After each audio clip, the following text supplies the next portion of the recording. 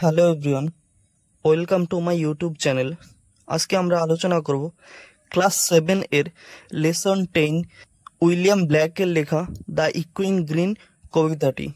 এখানে ইকুইং গ্রিন বলতে কি বোঝানো হয়? এখানে ইকুইং গ্রিন কথাটির মানে হলো সবুজের প্রতিধ্বনি বা প্রতিধ্বনিত সবুজ।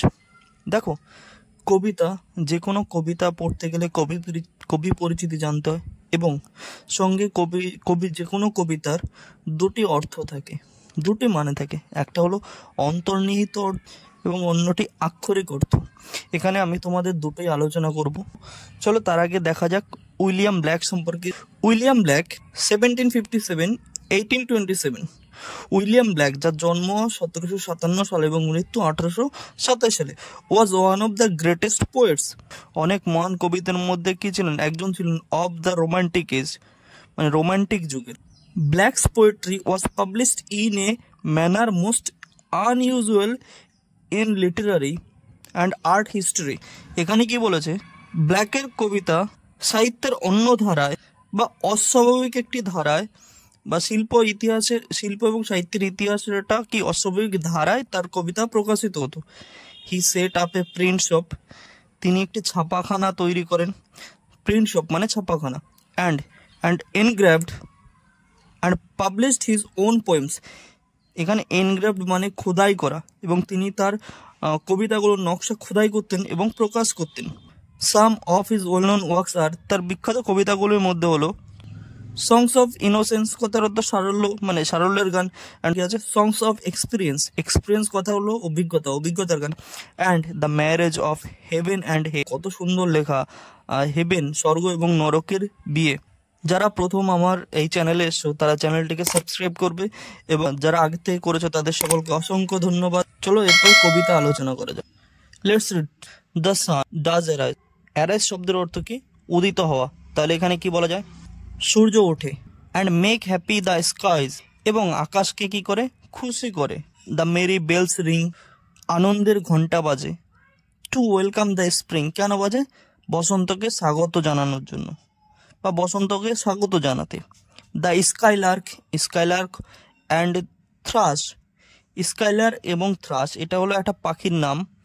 দেখো, এটা স্কাইলার এবং এটা thrush. The birds of the bush, ঝোপঝাড়ের পাখি।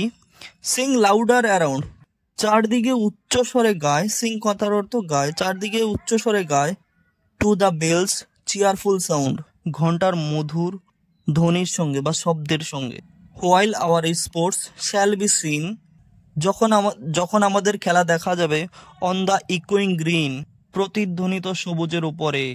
এখানে দেখো, এই প্রথম স্তবকে কি বলা হয়েছে? সূর্য উদিত হয়। সূর্য উদিত যখন হয় তখন কি হয়? আকাশ খুশিতে ভরে ওঠে। তারপর ম্যারি বেলস মানে কি? আনন্দের বা খুশির ঘন্টা বাজে। কোথায়? গির্জার যে ঘন্টা সেটাকে আনন্দ বা খুশির ঘন্টা বলা হয়েছে।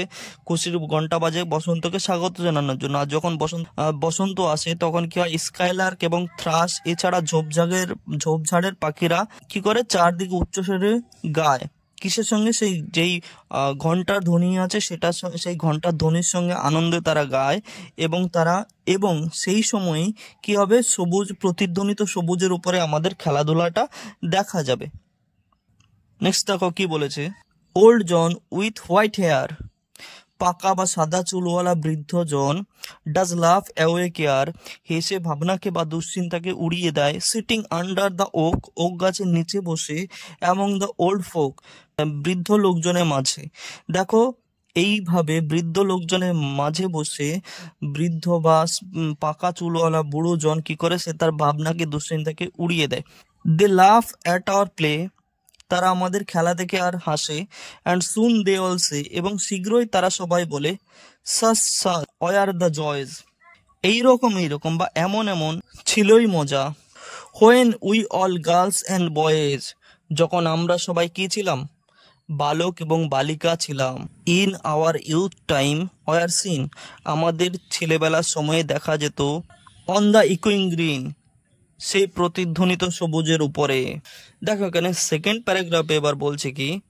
ওল্ড জন বৃদ্ধজন একটা ওক গাছের নিচে বসে তার তার সমবয়সী লোকদের সঙ্গে, বুড়ো মানুষদের সঙ্গে বসে হেসে খেলে সবকিছু তাদের যে দুশ্চিন্তা বা তাদের যে সামনের যে সমস্ত দুশ্চিন্তা আছে, জীবনে বৃদ্ধ হয়ে গেছে, তারপর তাদের বয়স হয়ে গেছে, সেই সমস্ত দুশ্চিন্তাকে উড়িয়ে দিয়ে লেখক এখানে কি করেছিল, ছোটদের হয়ে কবিতাটা লিখেছিল। তা লেখকদের খেলা দেখছে এবং তারা বৃদ্ধরা মনে মনে ভাবছে যে একটা সময় আমরা যখন ছোট ছিলাম আমরাও ঠিক এইভাবে সেই সবুজের উপরে খেলা করতাম।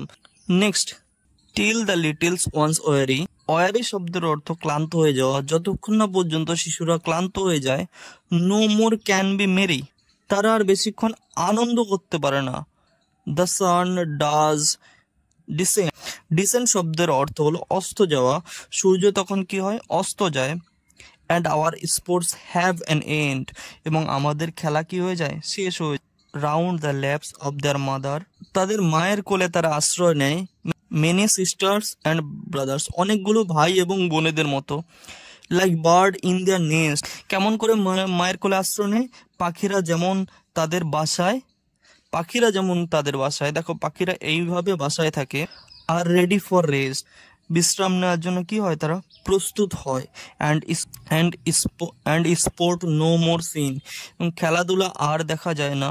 অন দ্য ডার্কেনিং গ্রিন, সেই অন্ধকারাচ্ছন্ন সবুজে বা সবুজের অন্ধকারে। দেখো এখানে যেটা থার্ড প্যারাগ্রাফ হয়েছে সেখানে কবি বোঝাতে চেয়েছিলেন টিল দ্য লিটলস ওয়ান্স ওয়ারি, তো মানে কি হয়, শিশুরা একটা সময় ক্লান্ত হয়ে যায়, তারা খেলাধুলা করতে পারে না, সূর্য অস্ত চলে যায়। দেখেন এখানে সূর্য অস্ত চলে যাওয়া মানে কিন্তু আলাদা আক্ষরিক একটা মানে আছে।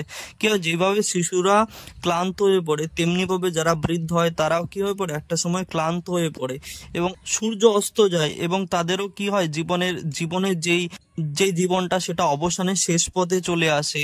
তারা কি হয়েছে, এখানে দেখো সবাই বলেছে যে শিশুরা তাদের মায়ের কোলে ফিরে যায় অনেকগুলো ভাই এবং বোনেদের মতো করে।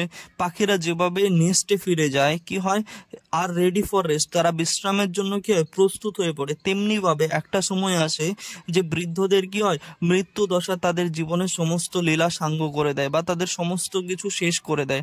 তখন তাদেরকে কি করতে হয়, চিরনিদ্রা বা রেস্ট বা বিশ্রাম নিতে হয়। কবি এখানে এটাই বোঝাতে চেয়েছিলেন যে অ্যাকচুয়ালি কবি এখানে যেহেতু তিনি রোমান্টিক কবি ছিলেন, আর রোমান্টিক কবি, তাই তিনি কি লিখেছেন, প্রকৃতি বা নেচার নিয়ে কবিতা লিখে গেছেন। তাই এখানে নেচারের বা প্রকৃতির কথা এখানে তিনি তুলে ধরেছেন যে প্রকৃতির নিয়মের বাইরে আমরা কেউ না। এই যে ওক গাছের নিচে বসে বৃদ্ধজন যেভাবে খেলাধুলা করছে, একটা সময় তারা খেলাধুলা করতো, তাদের খেলাধুলা অন্য কেউ দেখতো, এমনকি এখন ছোট বাচ্চারা খেলাধুলা করছে তারা দেখছে।